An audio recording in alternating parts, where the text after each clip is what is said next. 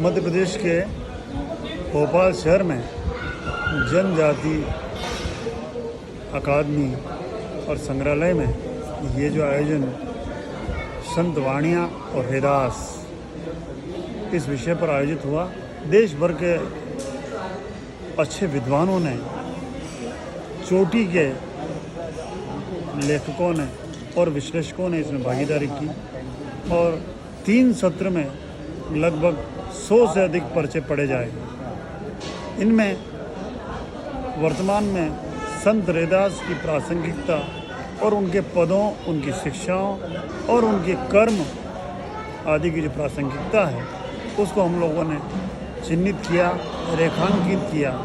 वे कबीर और दूसरे जो मध्यकालीन भक्ति आंदोलन के संत हैं उन सब में एक शिरोमणि स्थान रखते हैं और वो बातें करते हैं जो आज भी हमारे लिए अनुकरणीय और अनुशीलन योग्य है।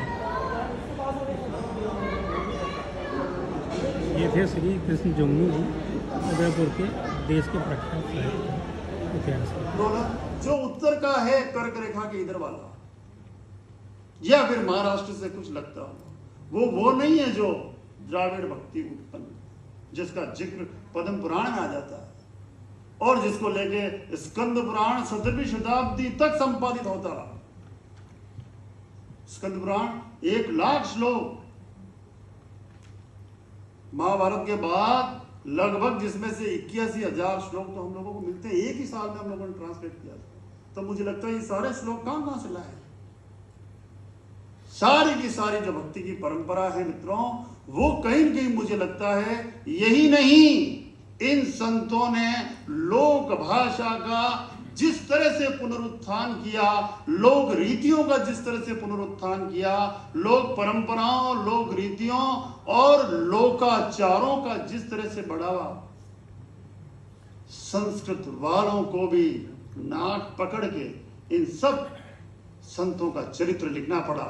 आपको ताज्जुब होगा, भविष्य पुराण का जो उत्तरखंड, ये सारे संत उसमें संस्कृत में लिखे हुए हैं। जिन संतों ने कभी अपने पदों में अधिकांशतः पुनर्जन्म की बात नहीं की, उन सब संतों के पुनर्जन्म हो गए। पिताजी मनु का अवतार इनके रूप में, किस देवता का अवतार किसके रूप में हो गया है, आपको ताज्जुब होगा। ये जो संत हैं उन्होंने उन चतुरों को भी सिखा दिया कि लिखो संस्कृत में।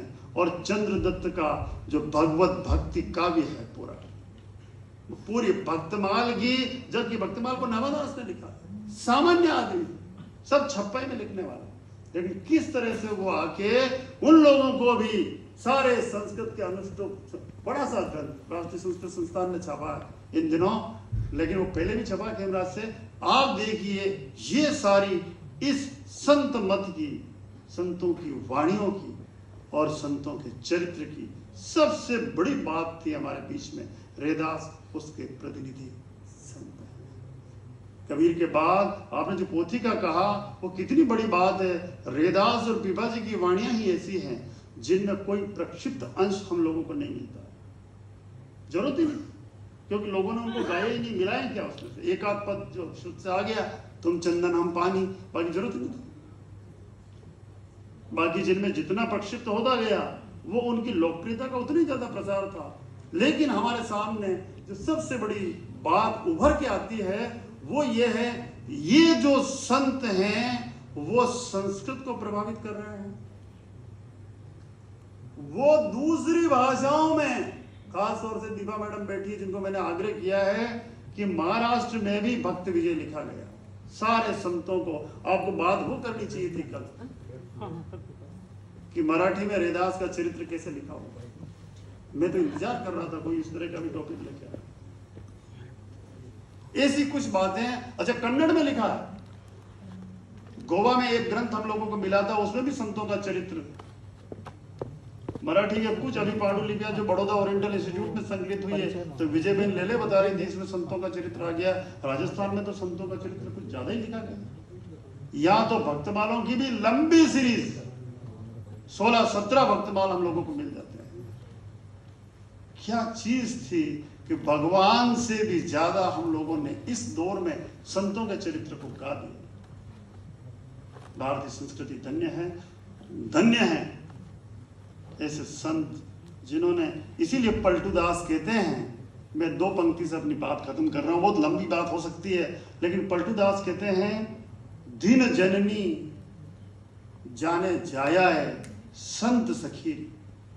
पलटू दास कितनी सुंदर बात कह गए हैं। वो जननी धन्य है। पहले तो हम लोग पढ़ते थे, इलान देनी आपनी हालरिये हुलर आए, पूत सिखावे पालने मरण बढ़ाई माए। ये मार्कंडेय पुराण का श्लोक है जिसको सूर्यमल मिश्र ने लिखा। और या तो दीजिए, है ना, या तो दान दाता पैदा करो या फिर, लेकिन पलटू दास इसके पलट के कहते हैं, वो माँ धन्य है जो संतों को पैदा करती है, जो संतों को अपने गोद में खिलाती है। क्योंकि संत जिनका कोई अंत नहीं है, ये परंपरा है भारतीय संस्कृति की। जब जब भी सत्ता के साथ कोई और विवाद होता है, तब संत ही हैं जो लोहा लेते हैं। और ये ऐसे लोहे के ऐसे कारीगर हैं जो कारू और कर्मण्य हैं, जिनके लिए ये परिभाषा होने के बावजूद भी वो इस परिभाषाओं से परे हैं, और जो टक्कर लेते हैं और सिखा देते हैं कि ये राजा हो जाए। इस देश में ऐसी कोई रियासत नहीं जहां के राजा शिव नहीं हो, ऐसी कोई रानी नहीं जिसके आराध्य विष्णु नहीं। कैसा समन्वय है। बावड़ी बनाती है रानी, तालाब बनाते हैं राजा। ये एक ऐसा देश है। गांव गांव गोरख और नगर नगर नाथ में जो हम लोगों ने सारी चीजें दी थी, तब आप देखिए, तब मुझे लगता है ये देश संतों का देश है, ये देश उन तपस्वियों का देश है, ये देश उन वाणियों का देश है। तब एक बहस खत्म होती है या शुरू होती है कि हम लोग उनकी लिखी वाणियों को हमेशा चर्चा में काव्य शास्त्र विनोदे कालो गच्छति धीमदाम और व्यसनेन च मूर्खाणाम निद्रिया कलेव। ज्यादा बढ़िया है कि हम लोग उन संतों को गाएं। इसीलिए कभी भी संतों को, संतों की वाणियों को कभी विराम नहीं दिया जाता। आपको ताज्जुब होगा, राजस्थान में जहां सुबह प्रभाती गाई जाती है संत वाणी से, और रात में यदि पोडावनी गाई जाती है सोने के समय पोढ़ना, तो वो भी संत वाणी से होती है। ये अविराम चलने वाली एक प्रक्रिया। भारत ऐसा महान देश है जहां इन संतों की वाणियां हम लोगों का केवल मार्गदर्शन नहीं करती है। हम लोग कौन सी साधना साधते हैं, बताइए आप, कौन सा गुरु मिला जो अपने लोगों को सोना बनाना सिखा सके? ये संत थे,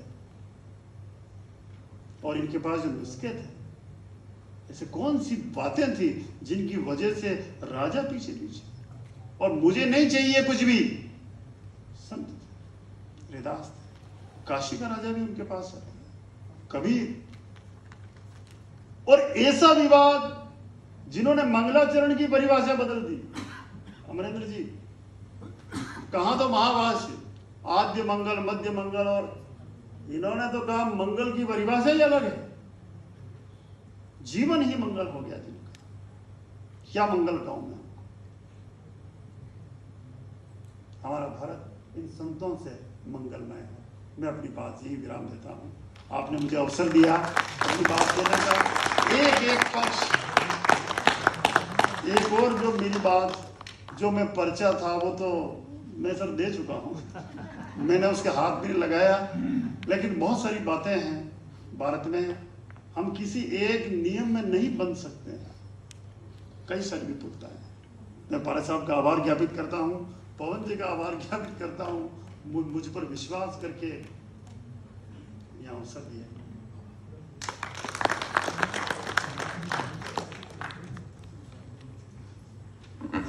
सर, आपको साक्षात सुनने का मौका मिला, हम सब आपके आभारी हैं।